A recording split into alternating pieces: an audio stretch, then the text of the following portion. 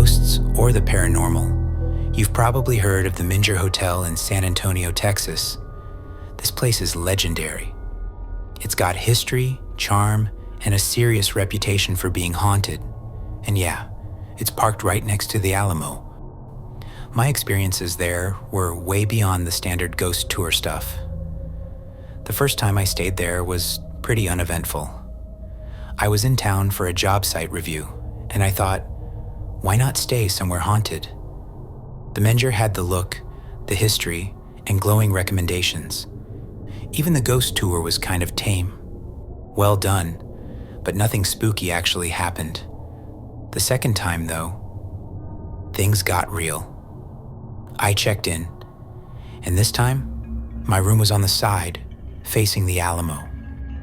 So I'm walking to my room, and as I pass this big, old mirror in the hallway, I catch something out of the corner of my eye.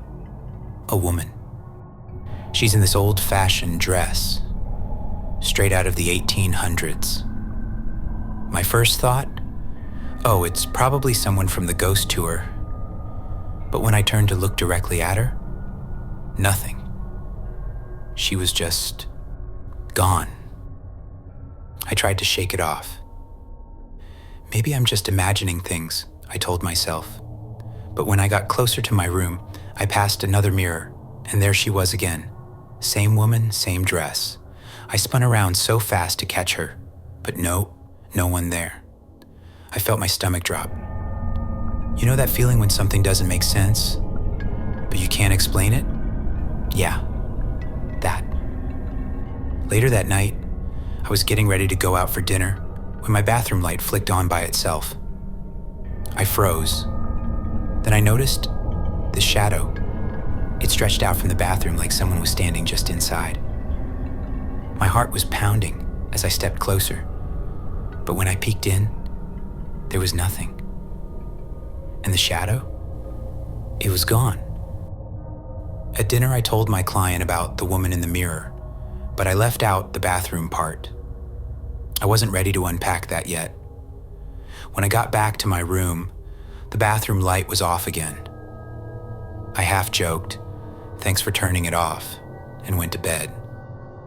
That night, I kept seeing shadows under my door, like someone was pacing outside. I tried to tell myself it was just other guests, but deep down, I wasn't so sure. The next trip, even creepier. I asked for the same side of the hotel because, apparently, I'm a glutton for punishment. One night, I woke up to this bright light coming through my curtains.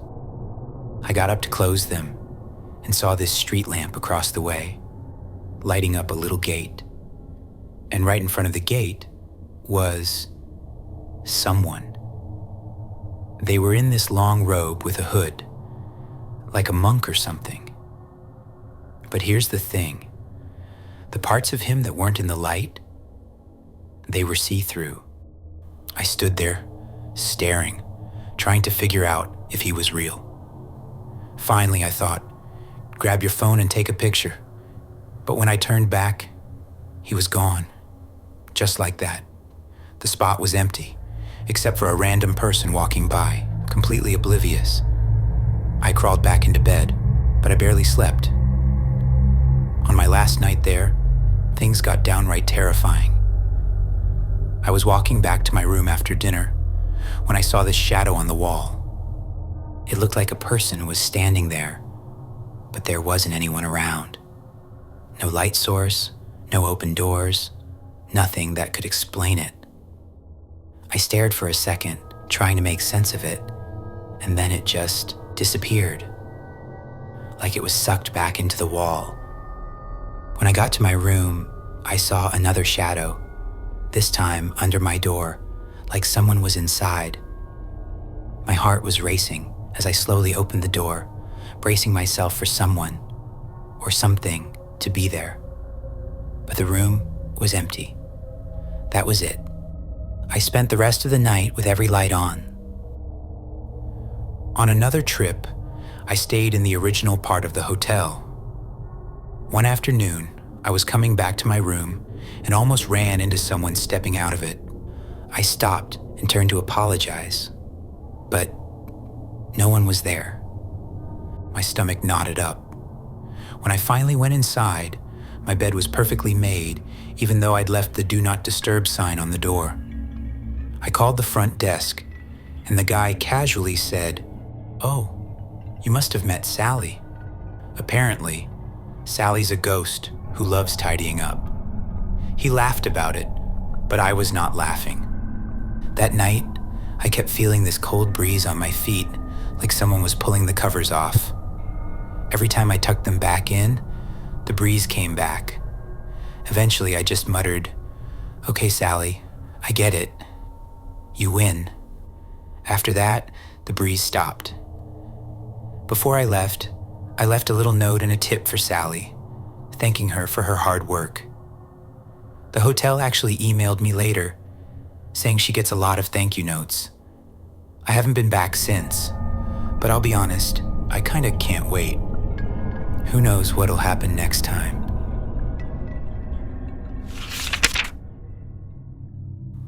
It was February 2018, and my friends planned a weekend trip to Vancouver for my birthday. We're from Seattle and decided to stay at the Fairmont Hotel. None of us had been there before, but it looked stunning in photos. It was super elegant, the kind of place that made you feel like royalty.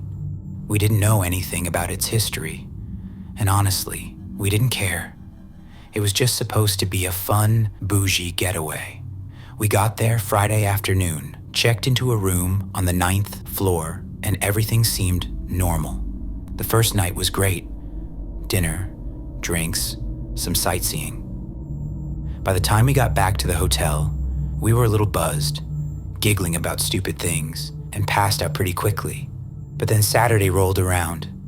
That's when things started getting weird. It was around 3 a.m. when I woke up, and not for any particular reason. The room was freezing, like the kind of cold that makes your bones ache. I checked the thermostat, and it was set to 72. There was no reason it should have been that cold, but I just shrugged it off, thinking maybe it was an old building quirk. As I lay there, trying to fall back asleep, I heard it. Footsteps. They were slow and deliberate, echoing in the hallway outside our room. At first, I thought it was a guest returning late, but the sound didn't move. It stayed right outside our door, pacing back and forth.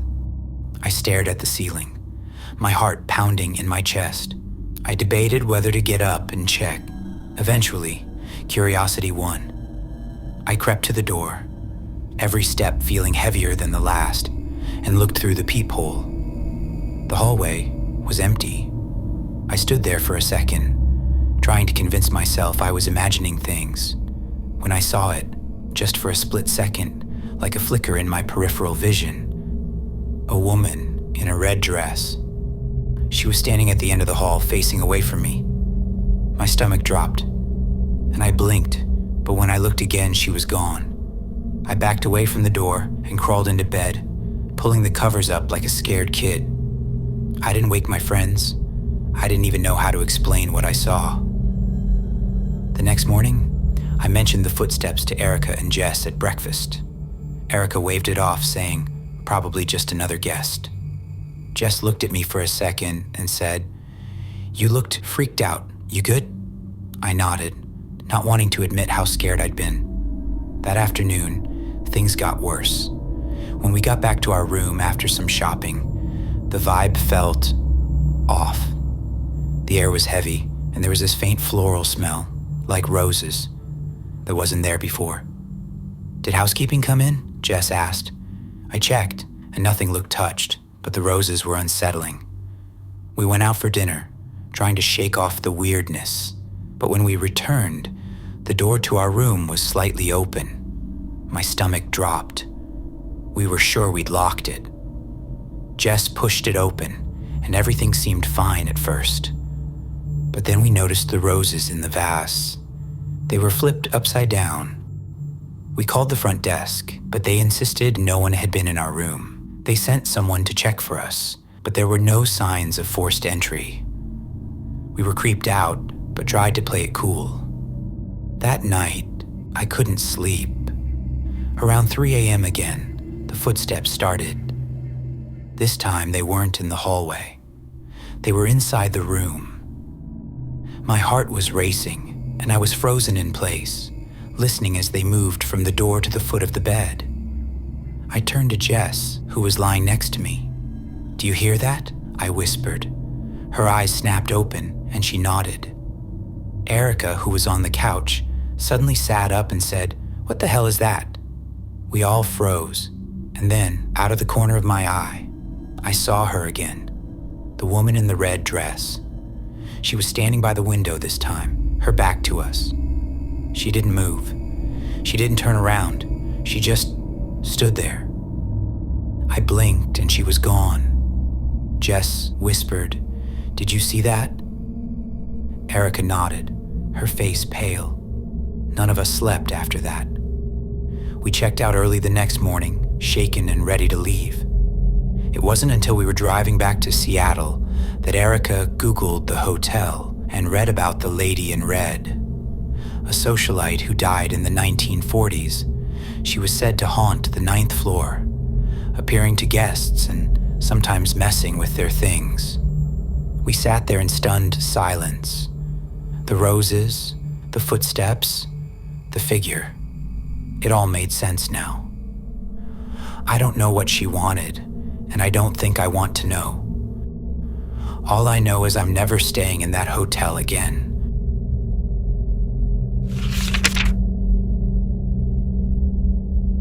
I stayed at the Montauk Manor in Montauk, New York. My boyfriend booked it as a little getaway for us. Neither of us had any clue about the place's haunted reputation. It wasn't exactly mentioned on the website. The first night was uneventful.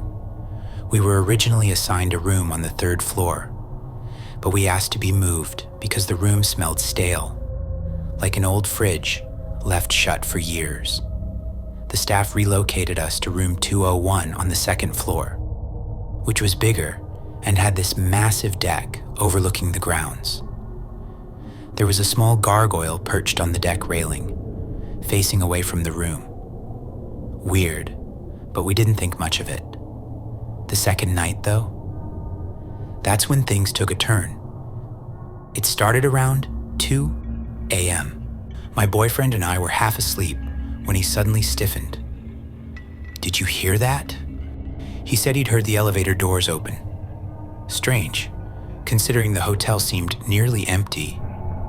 Then, while we were sitting in tense silence, one of the decorative pillows on a nearby chair toppled to the floor. I tried to shrug it off. Maybe it was just someone coming in late, I said, trying to sound calm. Inside, though, I couldn't shake the uneasy feeling creeping over me. We left the lights on, staying up and nervously chatting until 4 a.m. At that point, I tried to laugh it off. "All right, it's past 3 a.m., I joked. "The witching hour is over. Let's sleep." I turned off the lights and drifted off. Not long after, I woke up in a full-blown panic. My chest felt tight, like something heavy was pressing down on me. I couldn't move, couldn't think straight. All I could do was call out to my boyfriend in a shaky voice. He bolted upright, clearly just as terrified as I was. And then, without any thought or hesitation, I jumped out of bed and ran out of the room, completely naked. It was like my body acted on its own, fueled by pure instinct. I didn't stop until I was in the hallway, heart pounding, legs trembling. We decided then and there to leave. As we packed, the tension in the room felt suffocating, like something unseen was watching us. The elevator seemed to take forever to arrive, and when we finally made it downstairs, the man at the front desk laughed. "Early checkout?" he said with a smirk. It's been 3 days, and I can't shake the feeling that whatever was in that room hasn't let go of me. At night, I wake up with that same pressure on my chest, convinced there's something in the room with me. I've tried everything. church, meditation, even cleansing rituals. But the unease lingers. Part of me wonders if we brought something back from the manor, a piece of its dark history now tangled with ours. Whatever it is, I just want it to let me go.